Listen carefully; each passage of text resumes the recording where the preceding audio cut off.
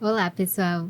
É com imenso prazer que eu, Clara Furtado Nunes, discente do curso de Medicina do Unisalesiano, participo do 3º Congresso Internacional de Tecnologia e Educação, juntamente com a minha colega, Luísa Fernandes Bueno, e na companhia do ilustríssimo Dr. José Marques Filho, médico reumatologista, docente do curso de Medicina, doutor em bioética, a fim de discutirmos acerca da iatrogenia na reumatologia.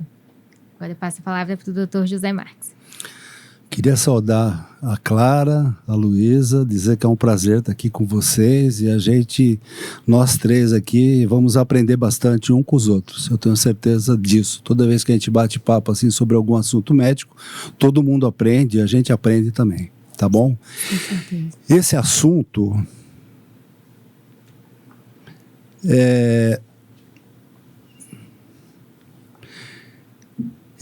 eu acho super importante.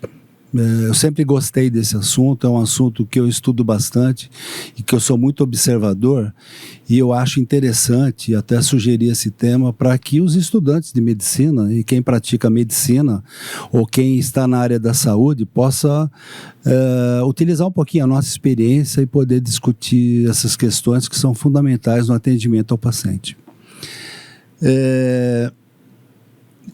Acho que todo mundo conhece o Bocage, e em tradução livre seria mais ou menos aqui. Assim, aqui está deitado um homem rico numa rica sepultura.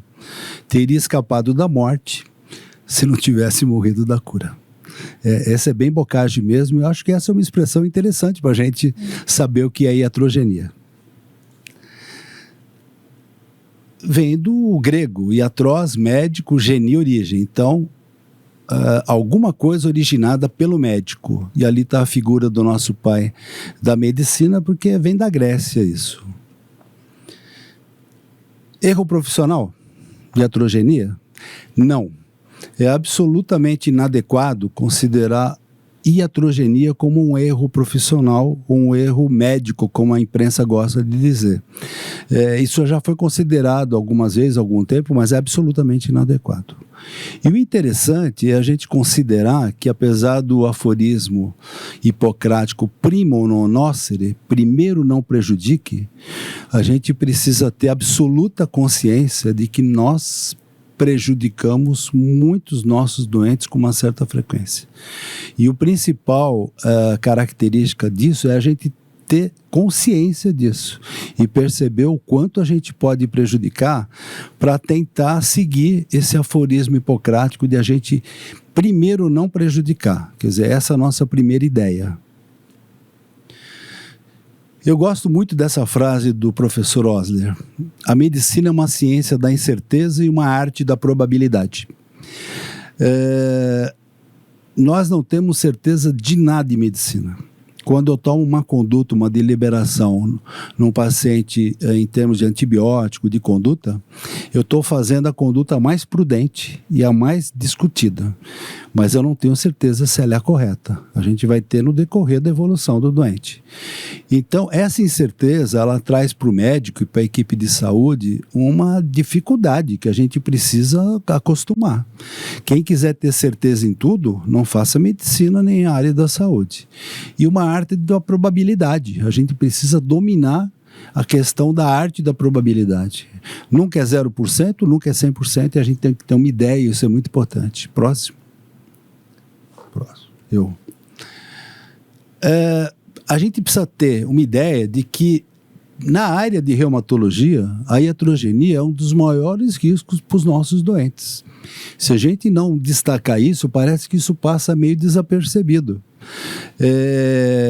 A gente tem uma série de doenças, tem algumas áreas da medicina onde a iatrogenia é mais frequente e mais grave. Então, por exemplo, em cardiologia, em geriatria, na medicina intensiva, são áreas da medicina onde a gente tem uma frequência grande de iatrogenia e muitas vezes graves. A área da reumatologia começa a entrar nesse grupo por algumas questões, depois eu vou discutir. Mas eu acho interessante a gente discutir o conceito de iatrogenia. Hoje, o conceito que se aceita é esse. qualquer intervenção terapêutica ou diagnóstica praticada pela equipe multiprofissional de maneira correta ou incorreta, inadequada, justificada ou não justificada, que resulte em um dano para a saúde do paciente. Então, esse conceito de iatrogenia, ele é muito geral e se estendeu do médico para a equipe multiprofissional, que é quem cuida hoje do paciente. É interessante a gente lembrar historicamente que esse autor, o Barr, e veja bem a data como é interessante, década de 50 para 60, é quando a medicina tem uma virada muito grande. Você começa a ter muitos exames diagnósticos novos, você começa a ter muitas medicações novas, a gente costuma falar que é uma fase de medicalização da medicina, e aí o Barr ele faz uma publicação onde ele fala o seguinte para a comunidade médica: prestem atenção que temos uma doença nova, as doenças iatrogênicas. Se discutia muito pouco isso antes dessa publicação do Barr. Isso é 1956, numa revista de impacto. E eu tive a honra de ser talvez o primeiro autor brasileiro. Veja bem, 1984 foi quando eu iniciei minha carreira de reumatologista. Eu publiquei uma carta ao editor na Revista Paulista de Medicina, uma revista indexada, onde eu discuto o absurdo número de diagnósticos inadequados de febre reumática. E isso era experiência não minha, mas de muitos reumatologistas. Você sabe que a febre reumática, ele tem um diagnóstico clínico e com alguns critérios. Não existe um exame que faz o diagnóstico de febre reumática, ou de doença reumática, como eu prefiro chamar. E existe um exame que chama anti-streptolizina O, que ela marca uma infecção bacteriana da garganta por uma bactéria. E uma boa parte dos médicos, eles consideravam que quando esse exame estivesse alterado, a pessoa tinha febre reumática e ela passava a tomar, criança principalmente, benzetacil a cada 21 dias, durante muito tempo, até 21 anos. E era uma iatrogenia complicada e eu precisava suspender quando eu não concordava com esse diagnóstico. E aí eu escrevi essa carta, eu acho que é a primeira manifestação na minha pesquisa de iatrogenia em reumatologia no Brasil. Que tipo de iatrogenia a gente pode ter no geral? A gente pode classificar a iatrogenia como positiva. Então, eu faço uma ação e eu causo um dano no doente. E esse dano, em geral, é visível ou é demonstrável. Negativa é quando eu deveria fazer alguma ação que eu não faço, e profissionalmente eu tinha o dever de fazer e o paciente é prejudicado por falta de ação. Então, é o que a gente chama de iatrogenia negativa. Somática. O paciente tem uma lesão de pele, o paciente tem alguma coisa que a gente percebe e fácil de examinar e de ver. E uma complicadérrima, psicológica. A somática é fácil. Ela, inclusive, se tiver erro, você pode ter reparação do dano. A psicológica é muito mais difícil, porque você pode causar um trauma psicológico numa pessoa, uma iatrogenia muito grave às vezes, e é muito difícil de demonstrar e muito difícil de perceber. E só para chamar a atenção, na relação médico-paciente, é uma relação que potencialmente tem muita iatrogenia. Então, quem estuda essa psicologia médica sabe o que é regressão, o que é transferência, o que é contra-transferência, que são alterações na relação médico-paciente que são iatrogênicas, na grande maioria das vezes, para os pacientes. Nas doenças reumáticas, que é o nosso tema, é interessante porque é uma área onde a gente encontra muita iatrogenia. Por quê? Por causa de algumas características, severidade de algumas doenças. Uma boa parte dos nossos pacientes são relativamente idosos, são doenças com natureza crônica, praticamente todas elas, e você tem diversas comorbidades dos nossos doentes. Isso facilita com que o doente na área de reumatologia possa ter uma incidência relativamente grande de iatrogenia. E especificamente agora, sendo muito pragmático, na área de reumatologia tem algumas muito conhecidas. Osteonecrose induzida por corticosteroides.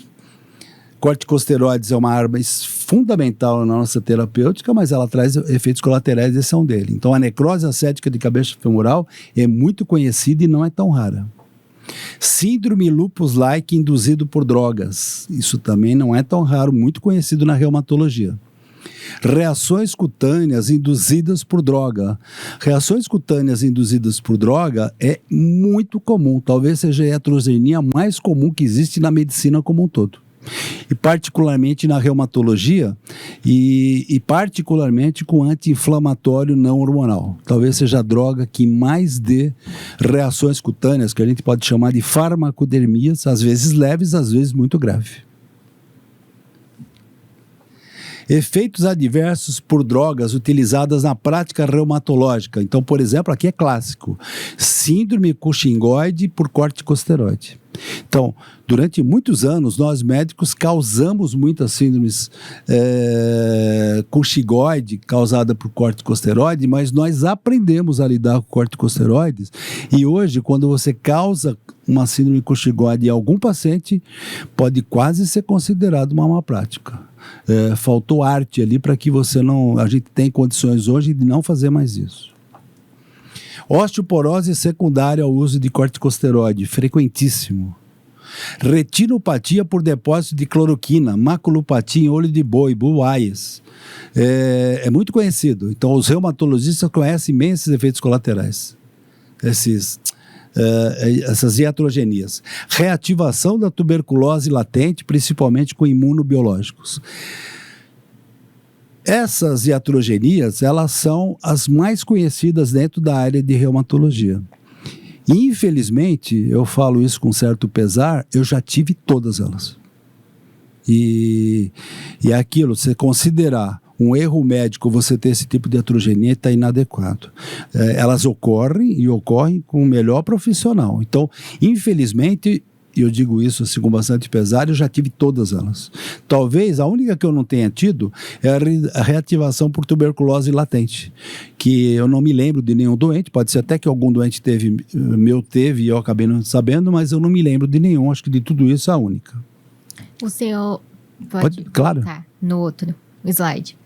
O senhor teve algum blue eyes na época Vários. da Covid? Não, da Covid não dá, porque o tratamento é curto. Isso aqui é a longo prazo. Entendi. Mas eu já tive vários. A gente suspende e a paciente não evolui, mas a gente tem que suspender. Então tem que ter um cuidado enorme com isso, o controle. Eu tive vários, mas na Covid não. A Covid o tratamento era muito... A dose era maior, mas muito curta. Entendi. Doutor, Oi. e aí, para você identificar essa retinopatia? Então, A gente, de rotina, a gente manda para o oftalmologista a cada 6 meses todos os doentes. então é o oftalmo que identifica? O oftalmo que identifica, não.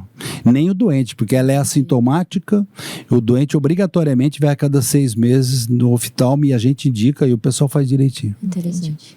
Por isso que, depois eu vou comentar, o controle das iatrogenias, a prevenção é super importante. E a reativação. Estou terminando, depois a gente vai poder conversar. Medidas preventivas. Excelência na atenção médica. Eu sempre insisto com os meus alunos, a gente tem que fazer residência médica, especialização de alguma área que a gente queira, porque você melhora muito o teu padrão e o doente merece uma excelência de atenção. Quem não faz residência pode dar uma boa atenção para o doente também, mas a residência médica é padrão ouro. Preferir sempre terapias não medicamentosas, isso aqui é fundamental. A gente, na era da medicalização da medicina, a gente esquece que às vezes você mandar o doente fazer caminhada, você mandar o doente se alimentar bem, e você mandar o doente tomar um solzinho, basta e não precisa de mais nada. E depois você revê e pode entrar com alguma medicação. Por exemplo, vitamina D. O doente está tomando sol, fazendo exercício, às vezes não precisa da vitamina D via oral. Então, isso aqui é fundamental. Cuidadosa avaliação custo-benefício. Eu só vou dar um remédio para o doente se eu avaliar direitinho riscos, benefícios, aí é econômico, é efeito colateral, então muito cuidado. Vigilância cuidadosa após prescrição de nova droga. Qual que é a regra? Eu dei uma nova droga para o meu doente, qualquer sintoma que ele tiver, teoricamente é da nova droga. Pode não ser, pode não ser. Mas o doente ligou para mim, doutor, eu estou com uma tontura enorme depois que eu tomei o seu comprimido. A chance é grande. E a gente precisa ficar muito atento para isso e ficar à disposição do doente para assisti-lo quando ele tem algum efeito colateral. E, talvez a mais difícil, honestidade e boa comunicação com pacientes e familiares. A gente tem que ser honesto. Se a gente errar, admitir nossos erros de uma maneira bem tranquila, conversando, e principalmente explicar a possibilidade de uma iatrogenia sem que seja erro, seja uma ocorrência que pode acontecer. Eu tenho uma experiência interessante, por assim, eu nunca tive problema de algum doente me largar ou ficar falando mal de mim. Mas de vez em quando, o mesmo doente que durante muitos anos voltava comigo, ele falava assim, doutor, o senhor lembra quando o senhor errou com a minha mãe? Ele fala, errou? Uma alergia que ela teve. Eu expliquei direitinho, ele sabe que foi ocasional, que podia acontecer, mas ele usa o termo errou. O doente fica na cabeça dele que houve algum erro de alguém. E a gente precisa se comunicar muito bem com o doente para a gente poder continuar essa comunicação boa, honesta, tranquila. Acho que basicamente era isso que eu queria apresentar para a gente poder começar a conversar a respeito disso, tirar nossas dúvidas e, de novo, reforçando que eu acho que é um tema bastante interessante. Bom, doutor, eu queria te fazer uma pergunta ainda sobre os seus slides. O senhor poderia dar um exemplo um pouquinho mais específico sobre a iatrogenia somática? Poderia. Como eu disse, eu praticamente tive todas essas heterogenias na minha vida. Eu tenho 40 anos de ver doente e qualquer reumatologista que tenha 40 anos de experiência tem um monte de casos para contar. Particularmente, eu tenho 2 casos para mim muito traumáticos. Eu era R2 na residência de reumatologia, quando internou uma senhora no meu leito.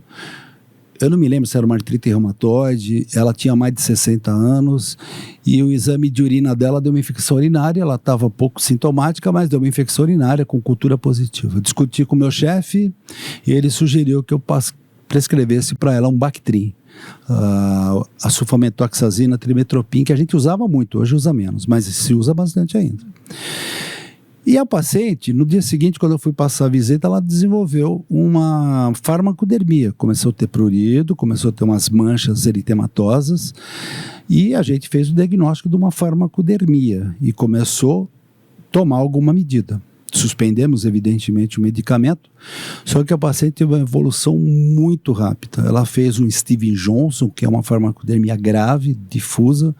Ela acabou evoluindo com uma insuficiência renal, depois ela fez uma septicemia e ela acabou indo a óbito. Então, para alguém que está começando reumatologia muito jovem, perder uma paciente com um comprimido de Bactrim, já que a gente não tem como fazer o teste se ela era alérgica ou não, e ela na anamnese disse que não era alérgica, é traumatizante. Então, com esse exemplo, eu quero chamar a atenção de qualquer médico, qualquer estudante, que de vez em quando na vida pode ter um evento desse traumatizante. E a gente precisa lidar com isso, a gente precisa estar preparado para isso, é muito complicado. Explicava à família que um comprimido acabou levando a mãe do paciente, que era o filho dela que acompanhava, para óbito. Então, esse é o típico da farmacodormia somática. Mais somática com isso é impossível. E o senhor lembra de como é que foi a reação da família, assim, como é que foi contar para o paciente? Lembro. O filho que acompanhava a mãe, ele era uma pessoa que entendia direitinho, ele percebeu toda a equipe muito interessada na mãe, nós discutimos o caso, a gente explicou direitinho, ele entendeu o que aconteceu, não teve problema, assim, do ponto de vista de algum questionamento da conduta. Mas é muito traumatizante, tanto para a equipe quanto para ele, porque, presta atenção, o Hipócrates dizia, primo non nocere, você tem que não prejudicar. E o que nós fizemos dando um comprimido para ela? Um prejuízo enorme. É um erro médico? Não. É alguma coisa que pode acontecer que mostra que a nossa profissão não é simples, não é fácil, é terrível. Sem falar que principalmente o filho, assim, quando a mãe vai para o hospital, ele espera que ela volte para casa. Claro, é natural. Então, realmente é bem complicado. Certo. E Você poderia elucidar para a gente qual que seria a diferença entre o erro médico e a iatrogenia? Sim. O exemplo que eu acabei de dar, do Bactrim é uma iatrogenia que ocorre sem dúvida nenhuma. E erro médico é quando, por exemplo, o médico erra ou no diagnóstico, na conduta. Então, quando eu escrevo uma carta para a revista dizendo que tem um monte de criança com aslo positivo só, sem febre reumática, tomando benzetacil, cada 21 dias, que começa com 8 anos de idade e vai até os 21, causando um dano psicológico na criança, porque o benzetacil é dolorido, levar na farmácia e tal. Esse médico, por um erro de diagnóstico, ele tá causando uma iatrogenia. E uma iatrogenia que não deveria ocorrer. Então, esse é o básico. Então, por exemplo, aquilo que eu falei, o médico tem que se especializar o máximo possível, se atualizar o máximo possível, estudar muito, fazer uma boa formação, e o erro, ele é quase inadmissível, vamos dizer assim, mas acontece também. A gente aprende com os nossos erros. Quem falar que nunca errou, está muito enganado. A gente erra também, mas a gente precisa, como eu coloquei ali no meu último slide, primeiro, admitir o erro. Segundo, aprender com o erro. Então, se algum médico deu muito benzetacil para uma criança e estava errado, ele tem que aprender que estava errado e tem que aprender a não dar mais. Entendeu? Então, eu acho que esse é o grande segredo, a diferença entre a iatrogenia inesperada e um erro que não é admissível, mas que ocorre. Sim. Só ver se eu entendi. A questão do erro médico, então, é quando o médico não tem tanto conhecimento sobre um assunto e mesmo assim ele causa mal ao paciente. Isso. Por exemplo, existem vários trabalhos mostrando, por exemplo, hoje nós temos guidelines para várias doenças na área de reumatologia, de cardiologia. Então, um clínico, ele pode, numa UBS, num atendimento geral,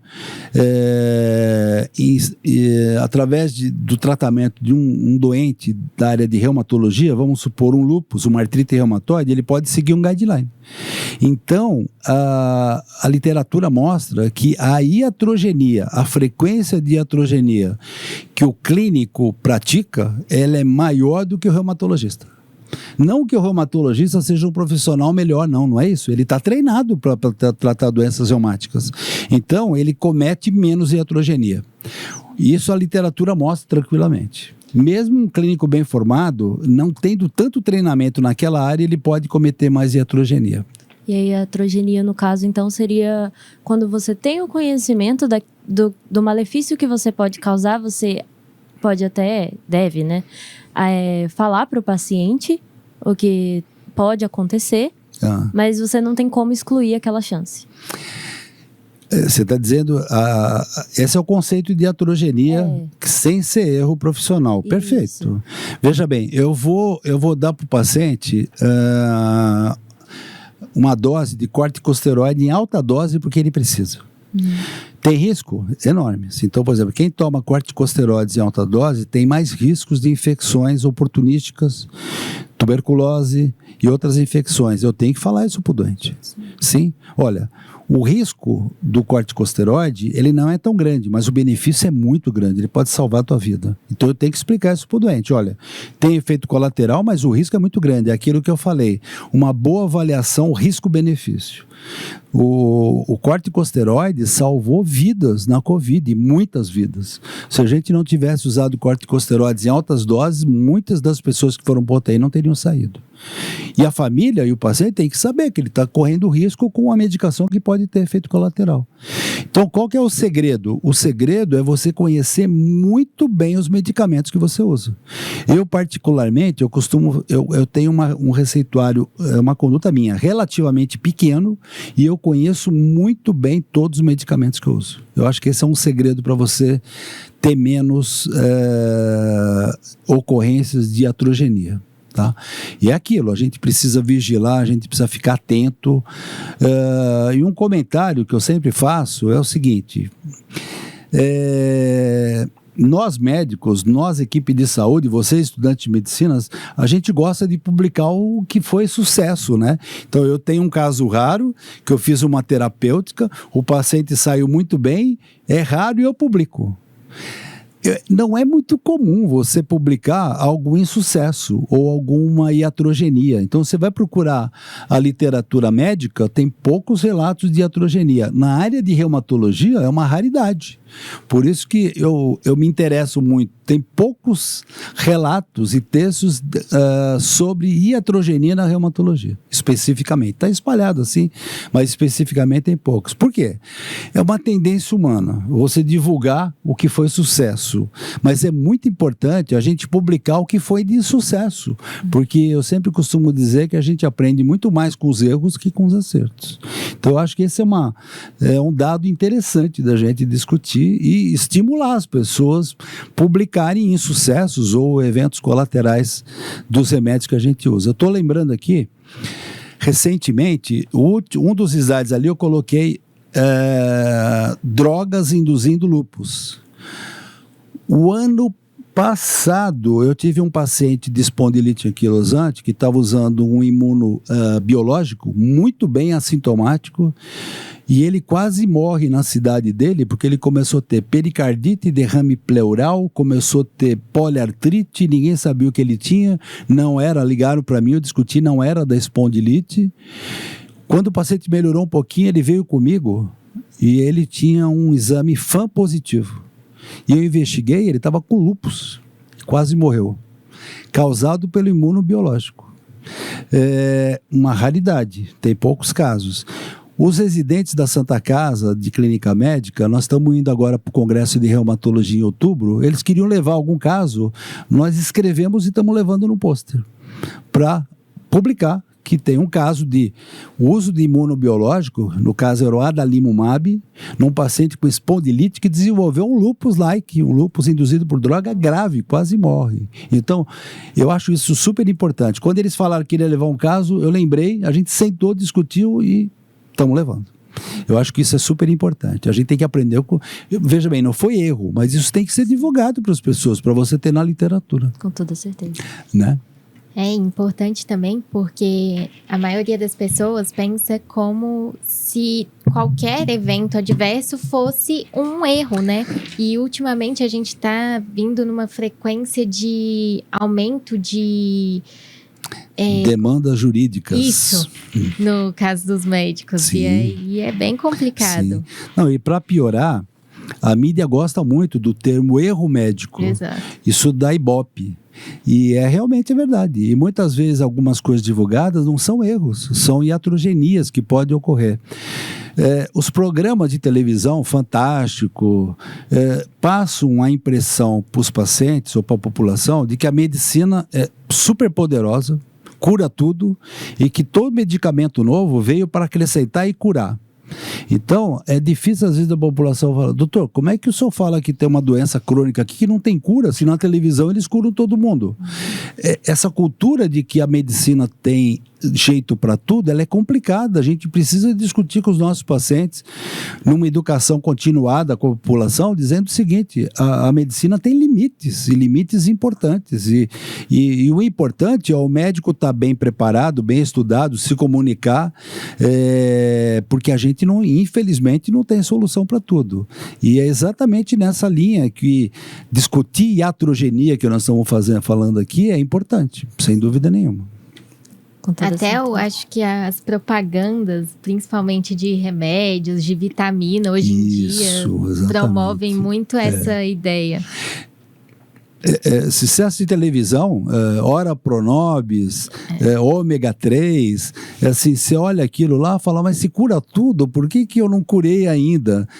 Então, essa mídia massiva em cima dos pacientes, com um intuito absolutamente comercial, do ponto de vista educacional para a população, ela é muito ruim.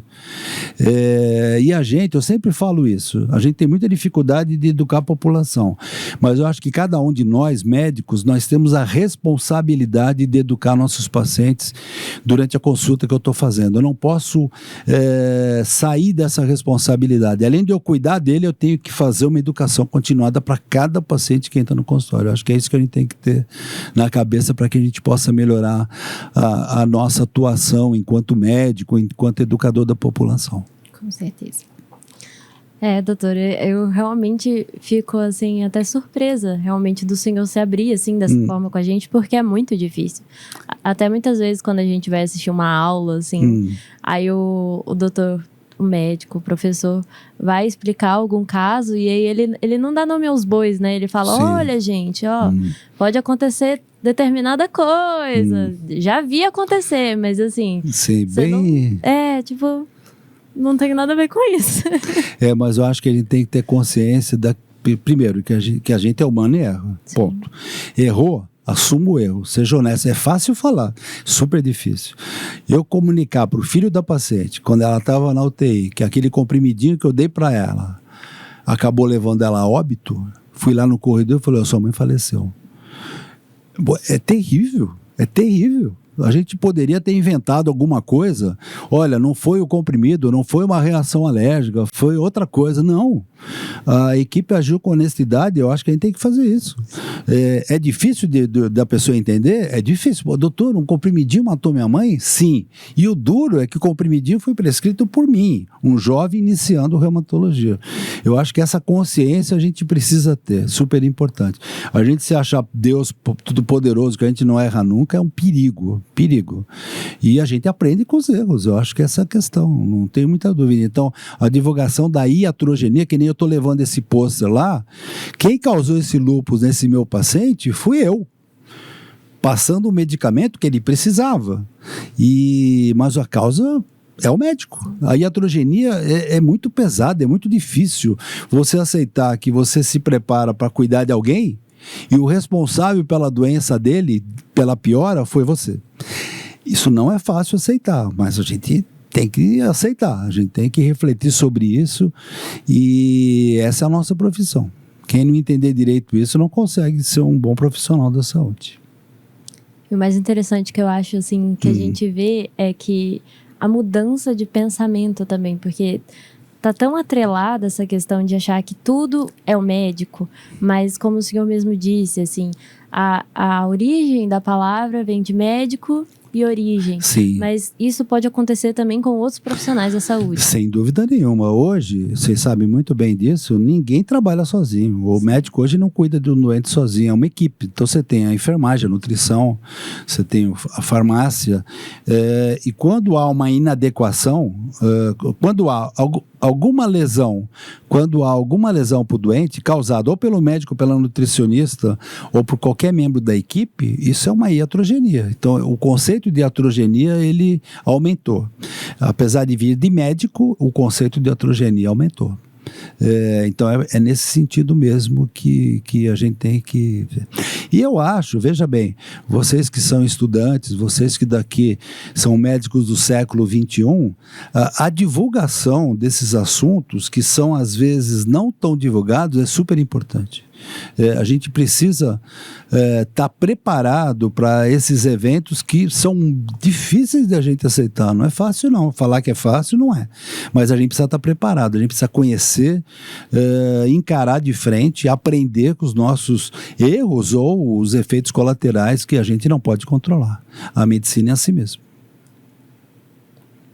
Certo? Certo. Quero ver depois esse estudo do paciente com lúpus, hein, doutor? Não esquece de mandar pra gente. Eu dou retorno para vocês. Não, mas eu posso já dar um follow-up. Nós trocamos a droga que ele estava usando, tratamos do lúpus dele, ele está absolutamente normal, só que, veja bem, eu dei um outro imunobiológico para ele, porque ele precisa. E ninguém garante que esse outro imunobiológico não vai fazer um efeito colateral também. Por que eu dei para ele? Porque nós vamos pesquisar na literatura, não tem descrição desse outro imunobiológico dando lúpus. Pode dar? Pode dar. O que eu fiz? Eu sentei com ele, fiz uma decisão compartilhada. Meu amigo, você precisa do remédio, do mesmo tipo. E ele falou assim, eu posso ter de novo? Pode. Só que a literatura está mostrando que não tem. De repente você pode ser o primeiro de novo. Então, essa conversa compartilhada, esclarecimento do doente, decisão, ela é super importante. E ele está muito bem, está tomando outro imunobiológico. O lúpus, ele acabou e a gente voltou a tratar dele da espondilite. Graças então, a Deus. eu acho que tem que ser o mais honesto possível, é desse jeito. Certo. Muito bom. Muito enriquecedor nossa discussão. Eu também gostei muito. Eu acho que é super importante a gente discutir, a gente poder aprender com, inclusive, eu acho que quem tem mais experiência tem mais dados para a gente discutir. E é uma quase que obrigação nossa, que tem uma estrada longa, né? E tem bastante experiência em coisas boas e em coisas ruins para a gente poder dividir essa carga que não é fácil, a gente tem que dividir. Essa história dessa senhora que morreu com Bactrim, eu conto para um monte de gente. Eu me sinto dividindo uma responsabilidade, mostrando assim, olha, isso é da medicina, faz parte. Isso me alivia um pouquinho, porque acho que eu tenho trauma até hoje. Com certeza, né? Acaba que fica marcado. Sem dúvida nenhuma. Mostrar que eu sou humano e no futuro pode acontecer com você não, também. e uma coisa importante, você mostrar para o paciente que você é igual ele, é humano e que você erra, é super importante. Ele percebe que ele está tendo parceria ali com uma outra pessoa que é igual a ele. Não é como antigamente, um representante de Deus aqui na Terra que não erra nunca. Esse conceito é muito perigoso. Doutor, e o senhor acha que, por exemplo, a divulgação de alguns filmes mostrando que há erros provocados intencionalmente, erros não, mas iatrogenia praticada por médicos tem influenciado essa questão da judicialização da... Então, eu acho, veja bem, que falta essa discussão franca e aberta que nós estamos fazendo aqui. Aconteceu alguma coisa, não é necessariamente erro médico, a gente precisa discutir isso abertamente. E, veja bem, os laboratórios farmacêuticos, os hospitais, nós médicos, ninguém gosta muito de discutir quando você tem um efeito colateral mais grave. É aquilo que eu falei, é humano isso, mas a gente tem que aprender a discutir.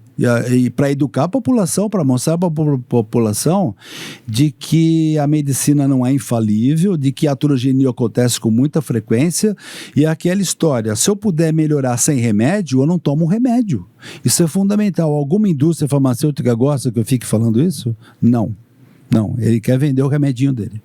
Então, quando eu falo que alguém que tem colesterol alto tem que fazer caminhada, fazer uma boa alimentação, perder peso, a indústria parece que não gosta muito, ele quer vender o remedinho dele. Então, é difícil isso. As pessoas não gostam muito de divulgar esse tipo de discussão, mas é importante. Então, concordo com você, que quando você começa a divulgar esses efeitos colaterais, essa iatrogenia e, eventualmente, esses erros, isso acaba, às vezes, de uma maneira meio torta, estimulando a judicialização. E a gente precisa discutir isso abertamente, sem dúvida nenhuma. Eu acho que é uma via de mão dupla, porque, Sim. Por exemplo, se o médico, ele sabe que ele pode sofrer algum processo judicial, às vezes ele tem até mais cuidado na hora de passar, e aí ele acaba Sim, provocando a concordo. iatrogenia negativa, né, que o senhor comentou. Concordo. Tem isso. Bom, eu acho que, se vocês concordarem comigo, a gente fez uma discussão boa. Eu acho que a gente está divulgando aqui um assunto interessante e, eventualmente, se vocês quiserem ir encerrando a nossa conversa, eu acho que ela foi produtiva. Para mim, pelo menos, foi muito. A gente aprende sempre. Para mim também foi ótimo. Foi ótimo. Foi de grande valia. Muito bom. Vamos encerrar, então? Muito obrigada, doutor. Muito obrigada. Muito obrigada. Obrigado pela presença de vocês. Eu tenho certeza que vocês serão excelentes profissionais. Amém. Obrigada, doutor. Parabéns. Obrigada, doutor.